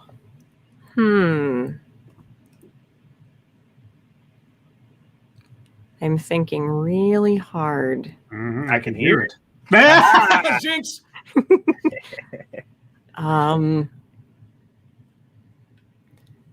Oh. I can smell it now. Oh. Oh. An adjective, right? Yes. Yes. A describing word. Fuzzy. Fuzzy. Just fuzzy. Damn all right. cat women. Satsu, I need a food plural. A food plural. Grapes. Grapes. It's the grapist. Grapest. You never saw that skit? Yeah. Oh yeah. Yeah. The whitest kid you know. Yeah. Michelle, I need a verb. Oh. My brain is going nowhere except where like a 14-year-old boys would. That's fine for this show. You do realize you're fine for that. Oh. What's your 14-year-old boy answer? I don't. Whatever comes to your head first, just say it. Say it. No, I can't. I Why, must. It'll ruin your reputation. I mean, yeah, that's a valid point. There's not much there to begin with. How about it's more entertaining? Whatever your answer is going to be, or the noises you make trying to come out with it. Right. How about something like commiserate? Okay. I know that's not. I scrambled. I came up with something right. a grown-up would say. Satsu, I need a saying. That's what it says. It's saying. So, like, you got any words of wisdom? Phrase. And then I kicked her in the pussy. Okay. Thank you, Dave Chappelle, for that one. Okay. Now, Michelle, this should be relatively simple because this is as broad as you can get, no pun intended. Hey. A noun. A noun. A person, place, or thing. Oh. Follicle. All right. That is a thing. Let's see. Satsu, again, I need a plural food, strangely enough. Tostadas. All right. Michelle, this should be relatively easy. A color. How about mauve? Mauve. And lastly, Satsu, I need something you would ride in. Something you would ride in. Mm-hmm. Style. Is that your final answer? No, it's not my final answer. Oh. How about a Tesla? Okay. All right, chat. I need an animal and a person. Let's see. Animal. First thing that my eyes fall upon. Seahorse, says Parody Bear. All right, seahorse. Sounds pretty good. And lastly, a person. Resolute Germ says Ranting Monkey. Okay, we got to put Ranting Monkey in there somewhere. Sure. Is he a person, though? I don't know. Yeah, some would argue. All right. Generate Mad Lib. Let's see. I will share this so it can be seen by all. How about that? Today I went to my favorite taco stand called the Fuzzy Seahorse. Yeah, I might go to a taco stand in the food stores. Unlike most food stands, they cook and prepare the food in a Tesla while you commiserate. The best thing on the menu is the mauve follicle. Instead of ground beef, they fill the taco with tostadas, cheese, and top it off with a salsa made from grapes. If that doesn't make your mouth water, then it's just like Ranting Monkey always says, and then I kicked her in the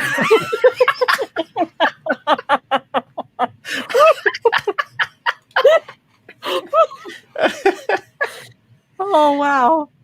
Oh yes, that was somebody. Oh. Somebody make that happen on Twitter right now. Just tag monkey in it. Just say monkey quotes, and then I kicked her in the pussy. Oh, that was good. Oh, boy. All right. I think we should do another one. Oh man. Let's see. All right. I'm going to skip down past the one that might have been previewed there. So you didn't see this one on the screen yet. All right. So once again, just need 2 from the chat. Chat, I need a verb ending in ing. And secondly, I need a food. All right. So a verb ending in ing and a food. Again, Michelle, I need animals. So plural. Oh. Ferrets. Ooh, okay. Satsu, I need a feeling. A feeling. Mm-hmm. Despair. Despair. Mm-hmm. Michelle, I need things, plural. Oh. So just a things. Anything. Flaps. Oh no. All right. Oh. Satsu, I need a profession. How about a carpenter? Carpenter.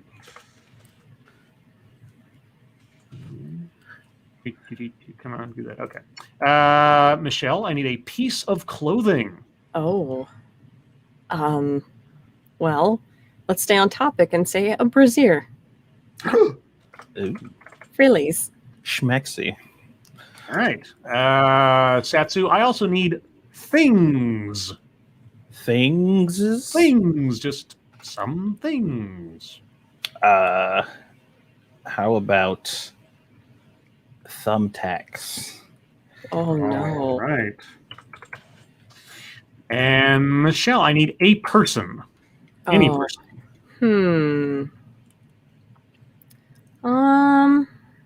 Rick James. Yep. Tommy Wiseau. Tommy Wiseau. Okay.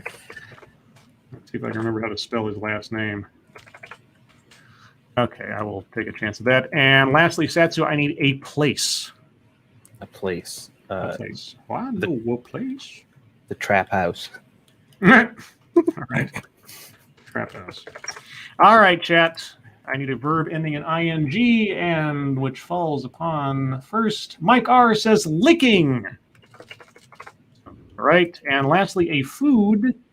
Daryl Parnass, fried zucchini. I don't know that I've ever had fried zucchini. I would imagine it's not great. Not a zucchini fan? Well, when you fry or pan sear zucchini, it tends to get kind of soft and slimy. Okay. So, I don't know. All right. Let's take a look at what we have as our result here. Say fried zucchini, the photographer said as the camera flashed. Tommy Wiseau and I had gone to Trap House to get our photos taken today. That's a bad place to do that. That's a bad decision. The first photo we really wanted was a picture of us dressed as ferrets pretending to be a carpenter. Oh, well, actually, on second thought, that might actually work out. When we saw the proofs of it, I was a bit despair because it looked different than in my head. I hadn't imagined so many flaps behind us. Oh, well, yeah, that tends to happen at trap houses. However, the second photo was exactly what I wanted. We both looked like thumbtacks, wearing brassieres and licking, exactly what I had in mind. Oh. Wow. And then the advice from this site says, paste your best PG Mad Lib into the comments. Oh, PG? fiddlesticks. Yeah. Yeah. I don't know if those flaps are considered PG. Mm-mm. All right. And we will do one more. Trap flaps. One more before we move on to question time. All right. So, chat, this is what I need from you. I need a celebrity or just someone famous. I think that kind of goes hand in hand, but either way, a celebrity and an animal. A celebrity and an animal. Michelle, I need a place. Taco Bell. Taco Bell. Okay, make a run for the border. Satsu, I need an adjective. How about mysterious? Okay. Michelle, I need a action verb, which seems kind of redundant, but okay, an action verb. Explode. Explode. Satsu, this should be tough for you. I need a food, just any food. Yeah, that's hard. How about can't elope? There was a. That reminds me. There was a plot line in an old episode of Saved by the Bell, where Screech. I remember all the main actors were teenagers in high school at this point. Screech, the character, he was rumored that he was going to get married. He was going to skip school and go get married. There was some rumor going around, and the principal comes up to him and says, "Screech, you can't elope." And he says, "Who are you calling a cantaloupe?" Yeah. It was so bad, but it has stuck with me that long. Michelle, I need things again. Just things. Oh no. Yes, things. Ripples? Ripples. Okay. Ruffles? Satsu, I need a profession. A profession, huh? This is a different Mad Lib, I swear. You sure? Yes. How about a bar wench? Bar wench. Okay. Michelle, I need a thing, singular. A thing. Just a thing, anything. What's with all these things? I don't know. Was it? Areola. Okay. Is that okay? That's fine. And Satsu, lastly, I need a color. The color, how about tickle me pink? Tickle me pink. All right, and now we move on to a celebrity or someone famous. Let's see. Somebody that I haven't picked already, because I already picked... check your logic. Arthur Conan Doyle. All right. And who was Arthur Conan Doyle, Satsu? I don't fucking know. Oh. Michelle, who was Arthur Conan Doyle? Well, didn't he write the Sherlock Holmes series? You are correct. Yay. You get a gold star on your forehead. Oh. Yeah. And then an animal. Excuse me. Well, Attack Alpaca says dog, cat, fox. Okay. I'm a bit partial, so I'll do that. Hopefully it doesn't turn into something disgusting. You know it will. Oh, I know. All right. So here we go. Generate the Mad Lib, and I will share it here so we can all see the wonderment that has resulted from our labor. There once was a gingerbread man who had 2 ripples for eyes and a cantaloupe for a nose. He always said, "Explode as fast as you can. You can't catch me. I'm the gingerbread man." One day he ran past a mysterious bar wench, but they couldn't catch him. He kept running until he passed a dog-cat fox, but they couldn't catch him either. Suddenly he came across a river near Taco Bell. How could he cross? Then he saw a tickle me pink areola floating by. Okay. He jumped on it, but it was actually Arthur Conan Doyle, who just so happened to love cookies. Of course. That lined up way too well. What?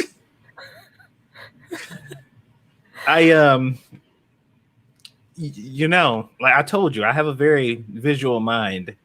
Yes. And that's towards not the good. end there, things got real weird. You see, I imagine it like a fleshy lily pad floating by. Oh no, I hate it. But it actually turned out to be Arthur Conan Doyle just floating on his back, but most of him was underwater. That's one of those, like, if you eat a microwave dinner lasagna at like 2 a.m. Yeah.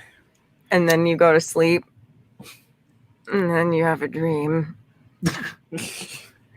Well, on that happy note, it's question time, chat. So if you have questions for us, please put plenty of chat marks after those. If you have statements for us to consider, please put plenty of statement marks after those.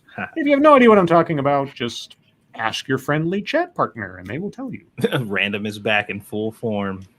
Let me get... Okay, come on. Do the comments thing here. Okay. Let's see. Frosted Glass, best master manipulator character in a movie. In a movie. Well, I would have to say probably Verbal Kint in Usual Suspects. I think just by the nature of the film, that would be him. So that's my proposal. Any other any takers? I couldn't tell you. Okay, Michelle. The one guy in the Prestige. That's a really good question. I can't think of anything on the fly. Well, it's either the Christian Bale character or the Hugh Jackman character. Yeah, and I don't remember which was which. So I think it was in that case you'd probably say the Christian Bale character because his manipulations is what spurred Hugh Jackman to go crazy and do all his stuff. Let's go with him then. Because he couldn't figure out how he did the trick, and that was the whole spurring of his stuff. Yeah. Let's see. Cannibalistic Wizard. Mini rice balls, some filled with jerk chicken, some with pulled pork, some with shredded ribs, and some with fried turkey, all breaded and fried with a glass of ginger herbal tea. None of that sounds terrible. I'm not sure about the tea, though. I'd try it. Satsu? Sure, I'd give it a shot. Random American says, Rebecca De Mornay's character in The Hand That Rocks the Cradle. Oh, boy, that was a big deal back then, man. I remember all the ad campaigns for that. Oh, it was so scandalous. Oh, my God, the murderous au pair or nanny or whatever. Oh, my gosh. Rebecca De Mornay. Let's see. Parody Bear, why are alligators so ornery? Is this the setup for some cheesy pun? It feels like a riddle. Really because does. they got all them teeth and no toothbrush. Yeah, their hands can't reach their toothbrush. That's why. That's what Mama said. Claxton Byar, I haven't been here in a while. Did you miss me? Well, only because my aim was off. But which is a joke in itself because he don't miss. Yes. Spud Gun caught the VOD on the TEDx earlier. It's chasms. She shouldn't be teaching anyone. Yeah. Spoiler alert for anybody who hasn't already watched it. At one point, the speaker says chasms. Chasms. Dear God. She was as in the context. I believe she meant chasms. And I asked on the stream because after the W.E.B. Du Bois debacle. I am now very cautious to ask in these situations, okay, is chasms potentially just a dialectical variance of the word? Because I can't say I've ever heard it pronounced that way, but then I don't live in Maine, so I don't know, maybe? But yeah, so far as I can tell, yeah, she meant chasms, but said chasms. And I was like, that doesn't quite sound right. Let's see. Always lost on nothing else. Can you repeat the first Mad Lib again? LOL. Unfortunately, no, because I closed that window. But it is saved for posterity if you rewind. And besides which, I couldn't possibly recreate the magic of that first reading. Nah, it ain't gonna be the same. But that was pretty good, though. Keeverdam, what is a childish thing you still enjoy doing up until now? Probably eating a bag of goldfish crackers all in one sitting. Kind of childish. And going munch. Mm-hmm. Yummy. Childish? Mm-hmm. Watching bubble guppies. I mean, I do. That happens regularly. I can't deny that. So much so that like I sit and actively criticize it for inconsistencies and stuff because it's fun. No, that is a video series you should do. Bubble guppy critiques. Dude, I've thought about it on several occasions because I'm just like there was one episode, and I'm gonna go on a rant here. Please do. There was one episode where the girl Dima or whatever, she's like the dumb one in the group because they always got to have a dumb kid to make all the other dumb kids feel good. But yeah, she was working in the place because they always have her working at the counter of whatever place it is they're doing. And she says, "Welcome to the opposite saloon." And the dude's like, "Oh yeah, cool. Opposite saloon is, opposites are when two things are the farthest from each other." And she was like, "Yep, this is the opposite saloon." So he's like, "Let me get a small spaghetti." So she's like, "Okay." And she gives him a small spaghetti. And I'm just like, wait a minute.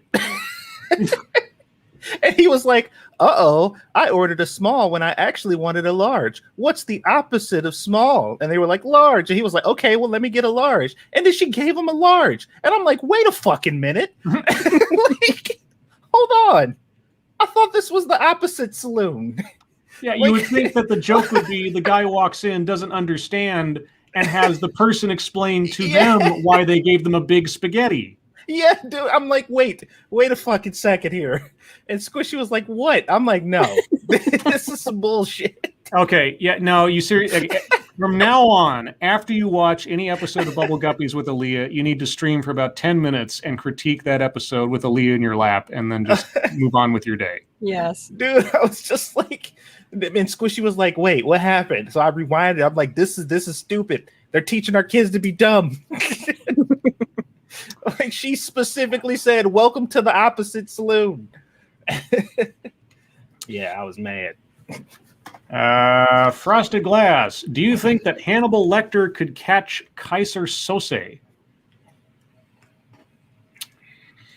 I guess Hannibal's a kind of hunter. You'd have to convince him. I mean, Kaiser Soze would have to somehow insult him in some way. And I don't know that Kaiser Soze would ever put himself in a position where Hannibal Lecter could even know that he was there. So, no. I think the answer is no. I think they are of at least equitable intelligence and craftiness. his answer was really smart and articulate, so that one. That one. Let's see. Oh, I'm sorry. I've skipped. Michelle, do you do anything that's childish still?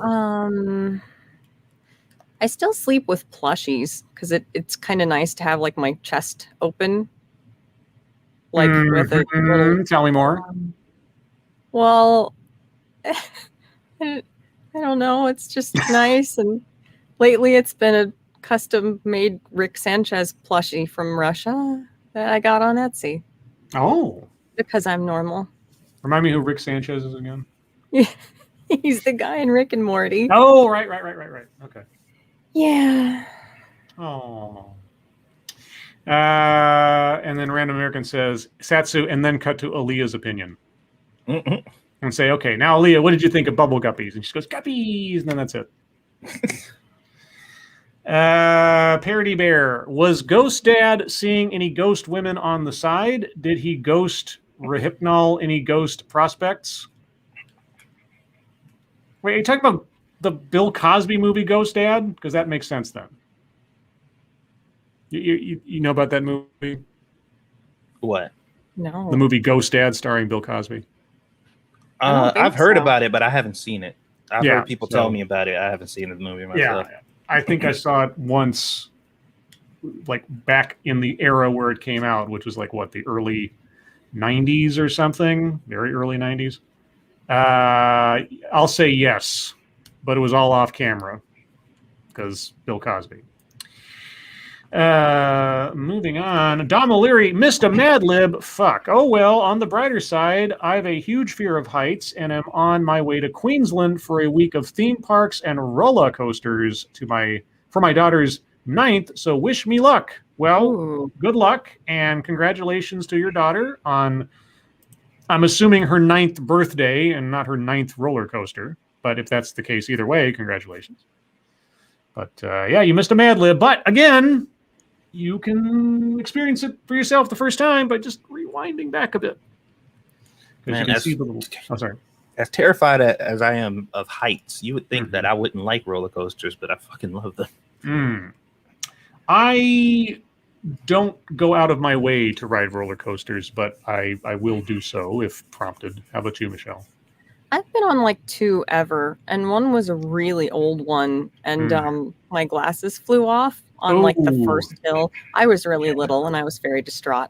Yeah. I would try them again, but yeah, secure any loose apparel before you go on the roller coaster. yeah, I didn't very well. Oh, I actually lost my wallet on a roller coaster once. Ooh, that's not good. Yeah, it sucked. Because that was the one time my mom sent me on a trip with money. Oh, no. I'm just like, fuck me. Tack Alpaca, did any of you have any enemies in high school? Oh, boy. Technically, yes. There was a very, very sort of cliche. I was the small, shy, nerdy kid. And then there was the likely steroid abusing jock who liked to pick on me because I was, weak and an easy target. And there's a whole long story to it. But if I did have to have one specific person who, through his actions and the results thereof, was my enemy, that would be him, yes. So I did have an enemy in high school. How about you guys? Oh, I had quite a few. But it was mainly because I didn't really take shit from anyone, Mm-hmm. So like it was hard for somebody to say something out of the way to me or whatever, and I just ignore it. And I had really, really good like embarrass you in front of the class comebacks, and that they didn't like that very much. So they would start some shit or say something to me, and I would say something back, and the entire class would be like, "Holy fuck!" And then they'd be like, "Okay, now we have to fight," and I'm like, "God damn it!" So I a lot of people on my my bad list in high school, man. I was constantly getting fucking harassed by people. Michelle?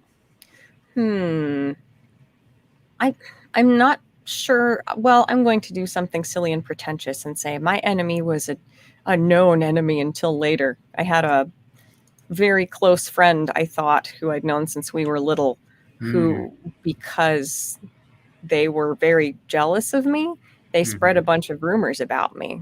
And everybody believed them because we were good friends.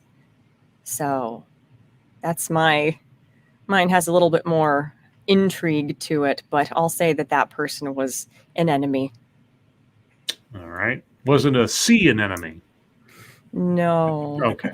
So you had a frenemy. Yes, I did. Ebony Williams, Satsu, does Squeedus have a favorite color yet? Not that I know of. She hasn't really shown any kind of magnetism towards one color or the other. She likes her pink plushie, but I don't know if it's because it's pink or it's because it's soft and super squishy. So super squishy. Is that when Squishy puts on a cape? Keeverdam, Scribe Light, is he the one who stole your deodorant? Keeverdam, you are practically like the lore keeper of my anecdotes at this point. Yes, he was the one who stole my deodorant.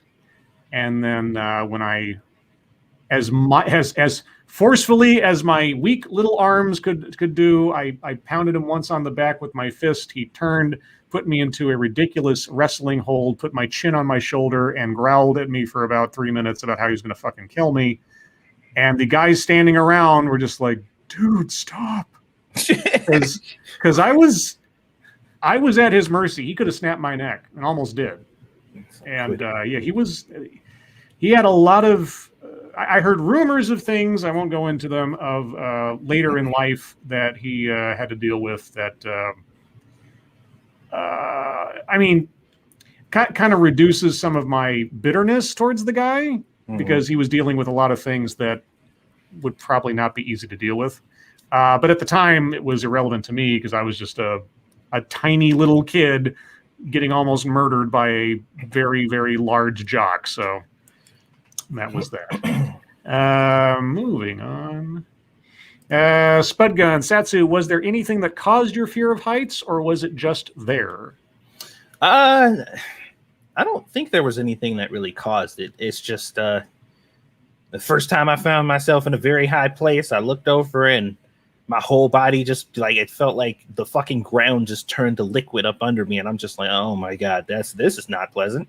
So I'm like, yeah, no, thank you. And even when I see like very secure, you obviously are not going to fall. You know, I'm just like, yeah, I'll stay over here. See, for me, it's not being up high and looking down from a height so much. I mean, unless it's something like really dramatic, like the Empire State Building or something. But regardless, it's being up high and then looking up at the sky. I don't know what it is, but my whole body just starts to collapse in on itself, and it's the most bizarre thing. It's looking up from a height, and some instinct lizard brain thing just makes me want to crawl into a hole and hide. I don't know what it is, but that's what it is. So. We'll see. For me, because I understand that feeling now that you've explained it. Because when I'm up that high, I can't look up or down. And it's the feeling. It's a combination of knowing that I am up high and close to a ledge and I can't see it. You know, like I'm just like, I don't know how close I am to it. I could take a step and fucking plunge. Like, I don't know. So it's like that for me specifically. Frosted Glass, Satsu, can you and Squeedus host a Siskel and Ebert style review show of Bubble Guppy episodes? That's what I was saying. Dude, maybe I'll make that a Patreon incentive. you after every Bubble Guppies episode, you need to sit there for like 10 minutes and just critique the episode with Squeedus in your lap, and then ask her opinion at the end of it and see what happens. Yeah. And tell you what, she gonna answer with EE. EE or Guppies. Cryptic, thank you so much. Did you hear about the race between the lettuce and the tomato? The lettuce was ahead, and the tomato was trying to catch up. I see what you did.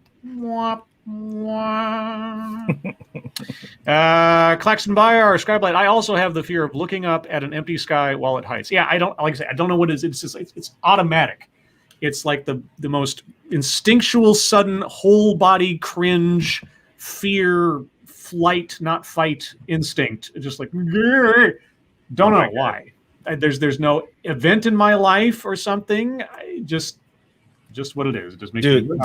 The moment you said the word automatic, I was immediately in a fucking in a dance club on Vice City. What? Because that song, the fucking automatic song, used to play all the time on Vice City. And as soon as you said that shit, I'm just like, up. Wow. Okay. That's where Satsu goes. I haven't heard that song in so long, but now I'm about to be singing it all fucking night. Thank you. All right.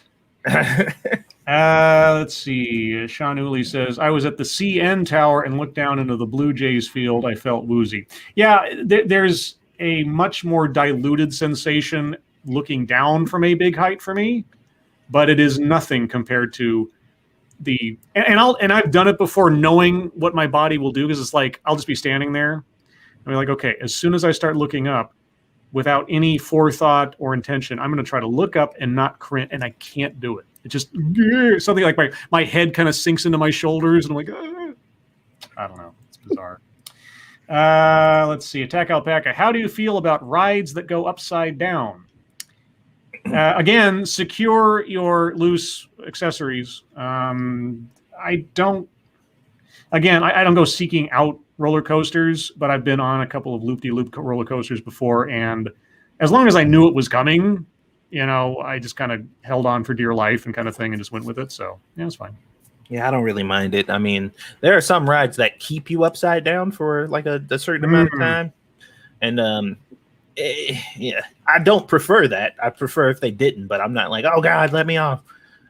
So Yeah, I don't know. I don't think I could do it. I had a bunch of horrible ear infections when I was little. So I'm a little bit weird about balance and vertigo and stuff. I yeah. do not think I would do an upside down ride. Keeverdam, if you were a pair of shoes, what brand would you like to be?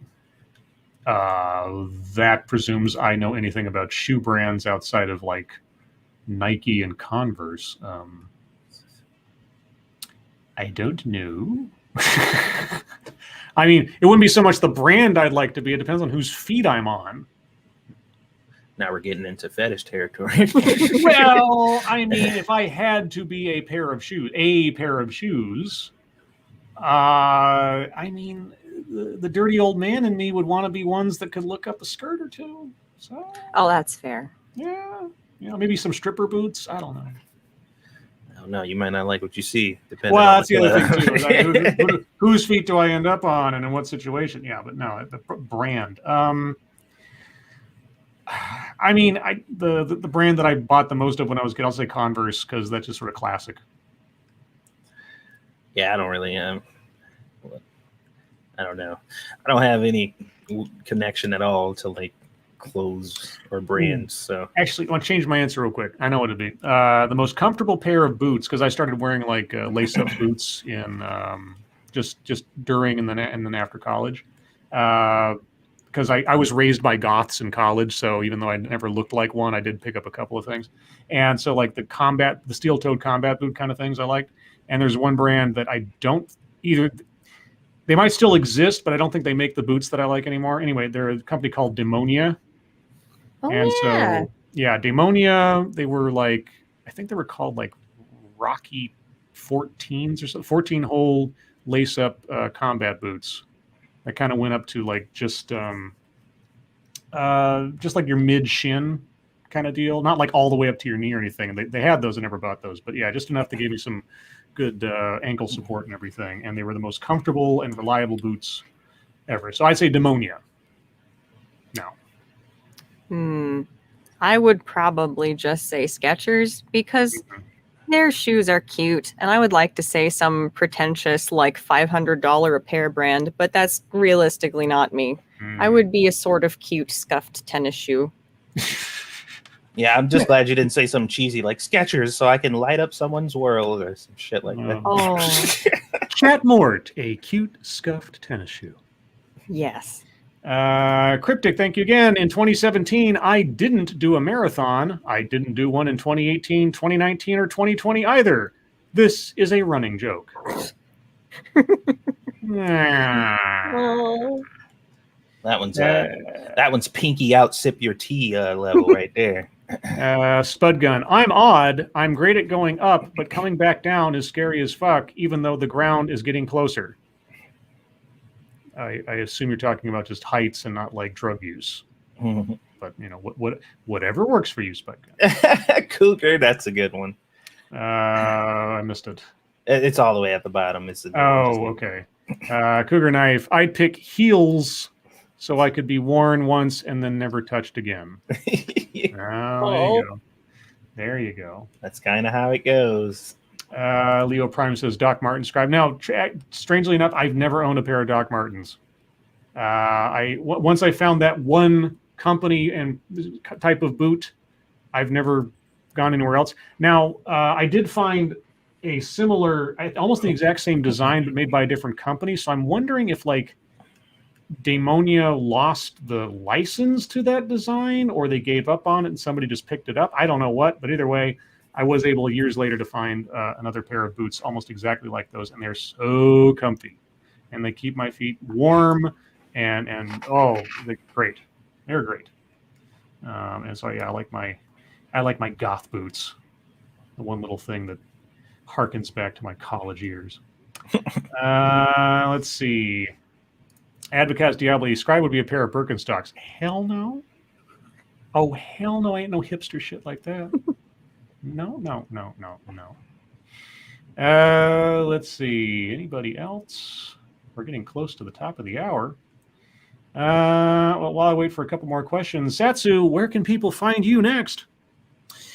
Tomorrow here on Lords of the Night. Here? Here. At my house. Oh, okay. Not this channel. In front of my pewter on my channel. Okay, your channel, right. Mm-hmm. On Latin. And then I don't know. I've been doing like very random surprise streams every now and then, so I'll keep that formula going. Just watch your notifications. All right. And Michelle, where can people find you next? You can find me on my YouTube channel sometimes. Very rarely. I'm quite elusive. And that is just chat-mort. And Twitter. But I'm just grumpy on Twitter. Stay away from me there. Are you still doing SideQuest? Oh, yeah. I am also on SideQuest, which is on the Magog of Morscar live streams channel. And that is fun. And when is this fun? That is Fridays, 8. Is it 8? I think it's 8. I'm really bad at this. 8 p.m. Eastern time to 10 p.m. And it's great. It's like if you crossed D&D and Whose Line Is It Anyway? And just like fried it in concentrated autism. Wow. So come watch. You'll like it. It's good. Thank you, Cryptic, again. I bought Spotify Premium for an uninterrupted music experience, but I still hear my wife's bickering between songs. Oof. Well, on the bright side, she does wait until between songs. Thank you, Cryptic. And Frosted Glass, creepiest movie character theme music. The first one that comes to mind that was just great theme song was The Winter Soldier. His theme song and riff, I mean, not talking about the TV show, I just about neutered him there, but the actual Captain America Winter Soldier movie, that character's theme, if you just listen to it by itself, like look up the original soundtrack and just look up Winter Soldier theme, it's got that sort of like creaking voice kind of singing kind of thing in the background that is just so discomforting. And then the percussion and everything, it's great. I think it's the music of Winter Soldier is in all movies, music can play as much a part in the storytelling as any character, and I think it does a good job there. Any thoughts? For me, I'm working completely off of memory, but there was that really interesting CG movie called 9. It was like a post-apocalyptic. Yes. Mm-hmm. The monsters in that were terrifying. And I think there was one called The Seamstress. Mm-hmm. And I have that soundtrack. I have not listened to it in like 6 years, but I think that thing's theme, every time I listen to it, it gave me goosebumps. It's so creepy. Mm-hmm. So I'm going to trust my memory and say that. All right. Satsu? I don't know, like creepy. I guess Sephiroth has some very creepy music from Final Fantasy. Like when that motherfucker's coming, like shit's about to go down. Either you're about to die, or you just entered a very expensive opera. I thought your answer would certainly be the theme music to The Undertaker from Tales from the Hood. I don't remember what that fucking music was. I don't either, but I assume he had one. I don't know. Yeah, Clarence Williams III, the guy who played the original, I think it was Undertaker or Mortuary, whatever it was. He just passed away a week ago or so, or whatever. And I was like, for everything else that he's done, aside from the playing Samson in Half Baked, sillily enough, I'll always remember him first and foremost from Tales from the Hood, which is probably not how he'd want to be remembered, but. Yes, the shit. Oh, yes, the shit. Oh, you'll get the shit. I love it. Oh, that's so good. That movie. Anyway, everyone, by the time I finish all of this, we'll be at the top of the hour and thus the end of the show.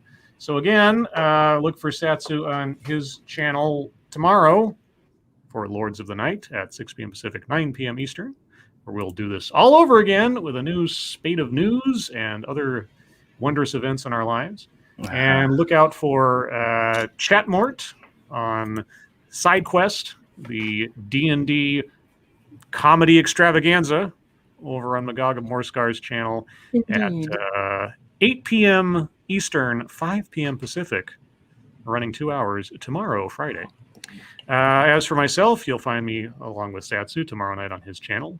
And then on Sunday, I intend, but keep an eye on Twitter because depending on my energy level after my adventures on Saturday, may or may not do something in the morning on Sunday. Sunday, I'll be looking at the Amazon.com Zoom call, webinar, live stream, or whatever, where they discuss the company's affinity groups. Because I've looked at school affinity groups. I've looked at corporate ERGs, or employee resource groups. What does a corporate affinity group look like? I don't know. So I'll learn something, presumably, along with you on Sunday. But everyone, again, thank you so much for joining us. You guys are the greatest audience on the whole of the planet. Everyone who, moderators. Let's highlight the moderators for a second. Moderators, thank you for keeping an eye on things, even though everyone here is so well behaved and like each other so much. There's very little for you guys to do, which is fine by me, but I'm glad you're there anyway. And everyone who donated, thank you so much for your generosity. Really, really do appreciate it. Satsu, thank you for joining me as always. Yep.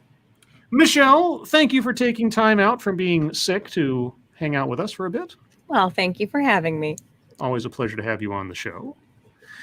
And everyone, your lives make us sad, and we will see you tomorrow. Fuck off.